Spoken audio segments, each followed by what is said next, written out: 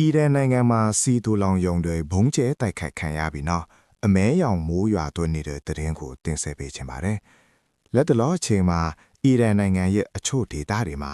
စီတူလောင်ယုံတွေမီးလောင်ပျက်စီးခဲ့ပါတယ်။ဒါကြောင့်လီထူးထဲကိုမီးခိုးနဲ့အစိတ်တံတွေအများအပြားထွက်ပေါ်လာခဲ့ပါတယ်။အဲ့ဒီမီးခိုးတွေဟာမိုးတိမ်တွေနဲ့ပေါင်းဆက်သွားပါတယ်။အဲ့ဒီအခါမှာအမဲရောင်မိုးလို့ခေါ်တဲ့အစိတ်တင်မိုးတွေရွာသွန်းလာခဲ့ပါတယ်။ဒါကြောင့်ဒေသခံပြည်သူတွေကြားမှာစိုးရိမ်မှုတွေတိုးလာနေပါတယ်။အမဲရောင်မိုးဆိုတာဟာစီနဲ့ဓာတ်ငွေ့လိုဟိုက်ဒရိုကာဗွန်တွေလောင်ကျွမ်းကြကနေဖြစ်ပေါ်လာတာပါ။အောက်ဆီဂျင်မလုံလောက်ပဲမီးလောင်တဲ့အခါအမဲရောင်ကြက်ခိုးမုန်တွေထွက်လာပါတယ်။အဲ့ဒီအမုန်တွေနဲ့လေထုညစ်ညမ်းဓာတ်တွေပေါင်းဆက်ပြီးမိုးရေနဲ့အတူမြေပြင်ပေါ်ကိုကျလာတာဖြစ်ပါတယ်။ဒီလိုအမဲရောင်မိုးတွေဟာလူတွေရဲ့ကျန်းမာရေးကိုပြင်းထန်စွာထိခိုက်စေနိုင်ပါတယ်။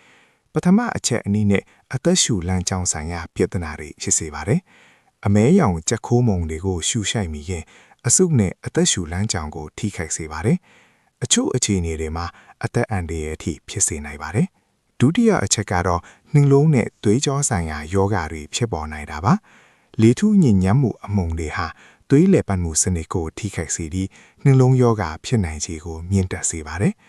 တတိယအချက်အနေနဲ့ကင်ဆာယောဂဖြစ်နိုင်ခြေလည်းရှိနေပါတယ်။မိုးရေထဲမှာကင်ဆာဖြစ်စေနိုင်တဲ့အန်ဒီရရှိဓာတ်ပေါင်းတွေပါဝင်နေလို့ဖြစ်ပါတယ်။ဒါအပြင်လေထုထဲမှာဆာဖာဒိုင်အောက်ဆိုဒ်နဲ့နိုက်ထရိုဂျင်အောက်ဆိုဒ်ဓာတ်ငွေတွေအများအပြားပါဝင်လာပါကအက်ဆစ်မိုးဖြစ်ပေါ်လာနိုင်ပါတယ်။ဒီလိုဖြစ်လာရင်မြေစီလွှာတစ်ပင်များနဲ့ရေအရင်အစိတ်တွေကိုပါဆိုးရွားစွာထိခိုက်စေနိုင်ပါတယ်။တရင်ရင်းမြစ်တွေရဲ့အဆိုအရဒီဘုံကျဲတိုက်ခိုက်မှုဟာတီဟီရန်မြို့ရဲ့တောင်ဘက်နဲ့အရှေ့ဘက်ဒေသတွေကိုအဓိကပြစ်မှတ်ထားခဲ့တာဖြစ်ပါတယ်။အဲ့ဒီဒေသမှာရှိတဲ့စီးတိုးလောင်ယုံတွေအပြင်အဆောက်အုံတွေနဲ့ကားများစွာလည်းပျက်စီးဆုံးရှုံးခဲ့ရပါတယ်။အခုလိုအမဲရောင်မိုးတွေရွာသွန်းလာခြင်းဟာ